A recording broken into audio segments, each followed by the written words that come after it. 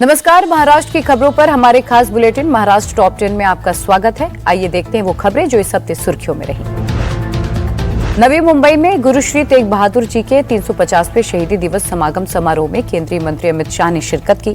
उन्होंने श्री गुरु तेग बहादुर साहिब को श्रद्धांजलि देते हुए कहा कि उनका बलिदान सिख समाज ही नहीं बल्कि पूरी मानवता के लिए प्रेरणा है।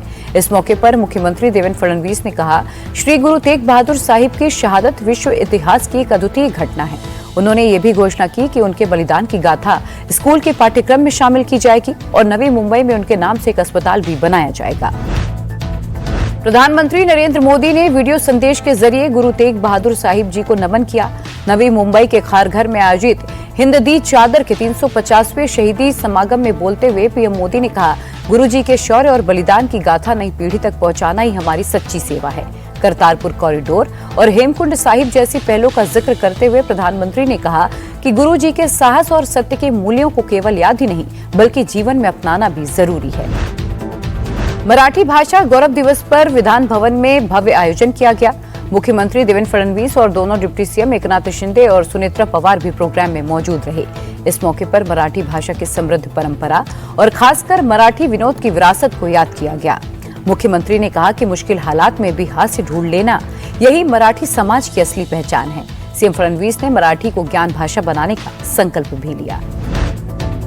नासिक में वर्ल्ड मराठी लिटरेचर कॉन्फ्रेंस 2026 का शानदार आगाज हुआ। उद्घाटन समारोह में मुख्यमंत्री देवेंद्र फडणवीस और डिप्टी सीएम सुनेत्रा पवार भी शामिल हुई। इस मौके पर प्रसिद्ध मराठी कवि और नाटककार कुसुमाग्रज को उनकी जयंती पर श्रद्धांजलि अर्पित की गई। साथ ही ज्ञानपीठ पुरस्कार विजेता भालचंद्र नेबाटे सहित कई साहित्यकारों और संस्थाओं को सम्मानित किया गया।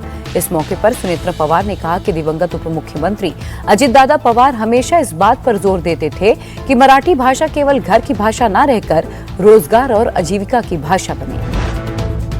बजट सत्र में डिप्टी सीएम एकनाथ शिंदे ने बड़ा दावा करते हुए कहा कि महाराष्ट्र के विकास की रफ्तार तेज हो गई है और औद्योगिक निवेश के मामले में राज्य देश में नंबर 1 पायदान पर है। उन्होंने बताया कि 2024-25 में महाराष्ट्र को बड़ी मात्रा में एफडीआई प्राप्त हुआ। एकनाथ शिंदे ने कहा कि दावोस में हुए लाखों करोड़ रुपए के एमओयू में से ज्यादातर पर काम भी शुरू हो चुका है।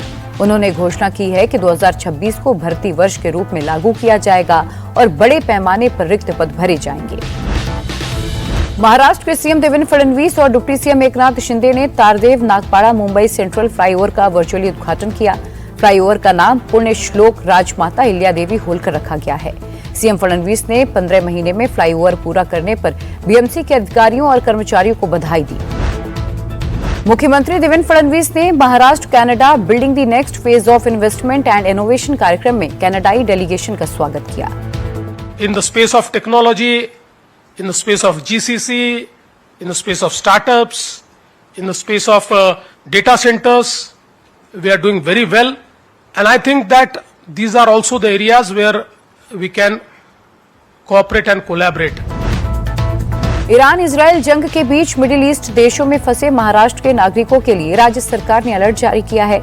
राज्य आपातकालीन कार्य केंद्र ने विदेश में रह रहे नागरिकों से सावधानी बरतने, अनावश्यक यात्रा से बचने और अफवाहों पर ध्यान न देने की अपील की है। सरकार ने मदद के लिए टोल फ्री नंबर और ईमेल जारी किए जिस पर फंसे लोग संपर्क कर पाएंगे। साथ ही विभिन्न देशों में भारतीय दूतावासों के आपातकालीन नंबर भी जारी किए गए हैं। सरकार ने कहा कि स्थिति पर लगातार नजर रखी जा रही है। मुख्यमंत्री देवेंद्र फडणवीस ने मुंबई से विजय दुर्ग रो पैक्स फेरी सेवा का उद्घाटन किया। सीएम ने लिखा, खुशखबरी, मुंबई और विजय दुर्ग के बीच रोपैक्स फेरी सेवा 1 मार्च 2026 से शुरू हो रही है। शुरुआती चरण में मार्च में 16 दिनों का पायलट फेज चलेगा। सीएम फडणवीस ने बताया कि इससे कोंकण निवासियों को समुद्री मार्ग से यात्रा का एक तेज, आरामदायक और आनंददायक विकल्प मिलेगा और मुंबई से विजय दुर्ग की यात्रा मात्र 6 से 7 घंटे में पूरी की जा सकेगी। महाराष्ट्र सरकार ने क्राइम पर नकेल कसने की पूरी तैयारी कर ली है। मुख्यमंत्री देवेंद्र फडणवीस ने मुंबई पुलिस को 1290 नई गाड़ियां सौंपी। इन गाड़ियों का इस्तेमाल मुंबई और मेट्रोपॉलिटन एरिया में क्राइम सीन पर जल्द पहुंचने में होगा। इसके साथ ही पुलिस हेल्पलाइन नंबर 100 और 112 पर आने वाली शिकायतों को बिना देरी के अटेंड कर पाएगी। महाराष्ट्र टॉप 10 में फिलहाल इतना ही। हम फिर हाजिर होंगे महाराष्ट्र की नई खबरों के साथ।